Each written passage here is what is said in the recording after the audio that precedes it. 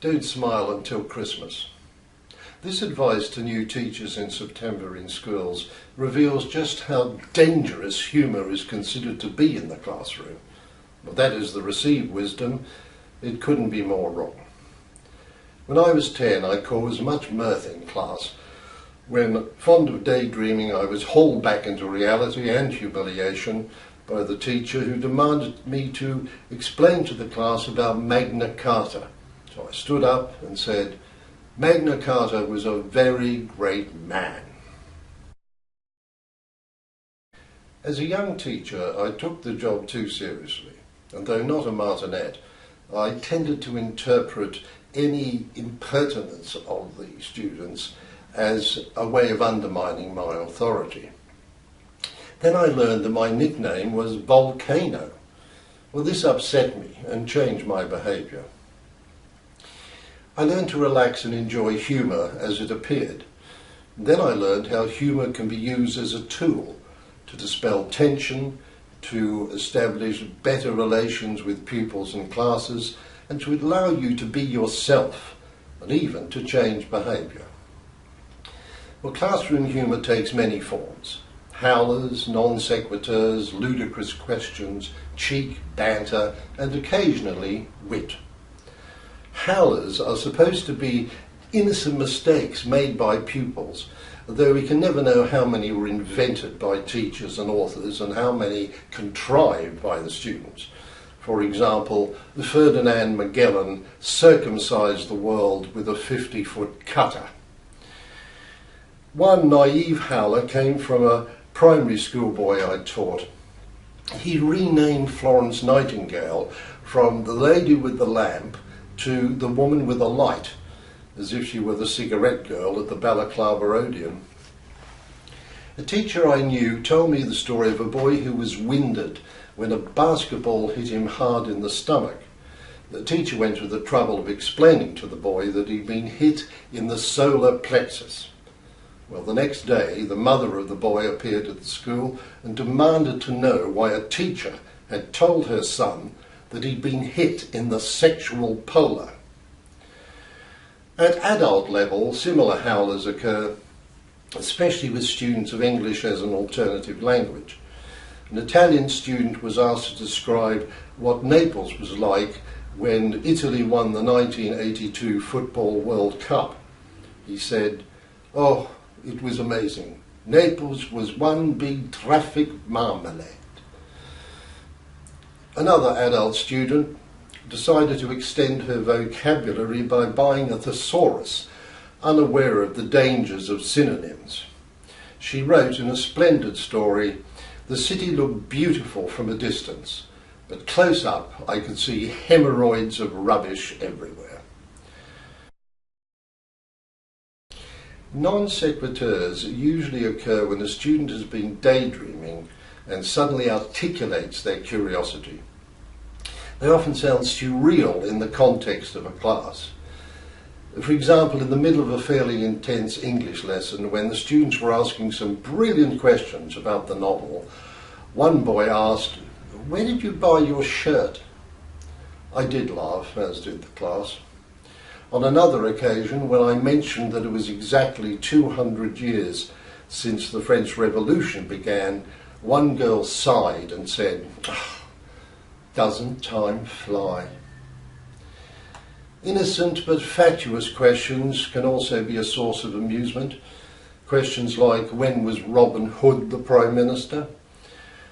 My reply was, all the time actually, except they usually steal from the poor to give to the rich. Another question I was asked in all seriousness was, "So did Henry VIII and Winston Churchill get along?" My reply was, even if they hadn't lived 400 years apart, I don't think they would have hit it off as friends. Got me thinking about figures of history who lived at different times meeting each other. For example, Abraham Lincoln and Donald Trump, or Napoleon Bonaparte and Margaret Thatcher. The list is endless. A cheek is the most common form of humour in school. It can be barbed or it can be genuinely amusing. If barbed, my advice to teachers is don't take it too seriously and personally. Teachers are targets to some pupils. An example of pure cheek was exemplified by a student who asked me, "Did Richard III say anything to you about school uniform?" Although I'm a Ricardian, I was tempted to reply, "He said the cheeky boys should be smothered in their sleep." But I didn't say it since the image was too grim whether you knew about the Princes in the Tower or not. A wonderfully cheeky answer was given to me by an adult student who missed a lesson in my course. The next day I asked her why she had been absent. She smiled and said, "I was too well to attend." The best excuse I ever received.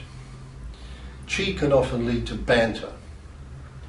Knowing how far to go with cheek and banter is a fine art, mastered quite instinctively by a surprisingly large number of students. Some years ago I taught in a secondary school in London.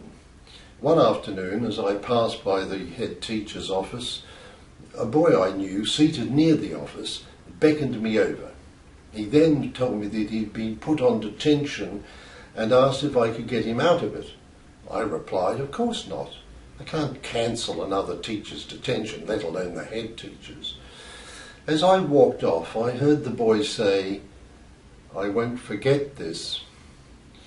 As I turned, about to ask, "Forget what?" I saw a twinkle in his eye and the beginnings of a smile.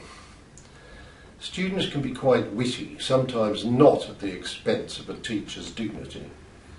One amusing response came from a schoolboy I taught. I was busy telling the class the story of Archimedes and how he cried "Eureka" in his bath when he realised that displacement of water could be used to measure weight. As the story goes, he was so excited by this discovery that he ran to the palace naked to tell the king the news. At this point of the story, a boy asked, "Was the queen at the palace when Archimedes arrived?" Irritated by this facetious question, I snapped, "I have no idea." Whereupon the boy continued, "Oh yes, I read about it somewhere. She said, 'Jeeves, hand me my opera glasses, would you?'" One story about teenage wit comes not from school, but from a courtroom in 1946. Another place where humour is considered dangerous. It is worth repeating this story. After World War II, many sites in London were bomb damaged and unsafe, but boys, in this case some East End boys, kept playing football on the sites. They were warned several times by the police that the sites were dangerous, and if they continued to play football, they would be hauled into court. One day a police officer saw a boy lining up a football on one of these sites, aiming to kick the ball between two pieces of timber. Exasperated, the officer took the boy to the police station. The next morning the boy faced a magistrate in court.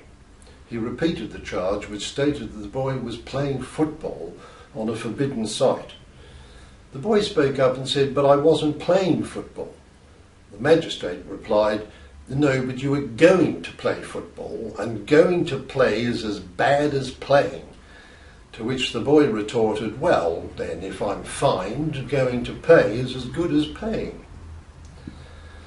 Humour can be also used to deal with behavioural problems.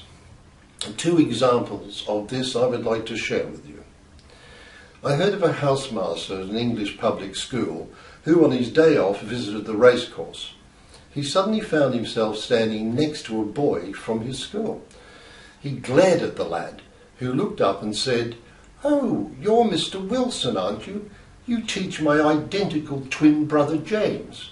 Please give him my best wishes when you see him next."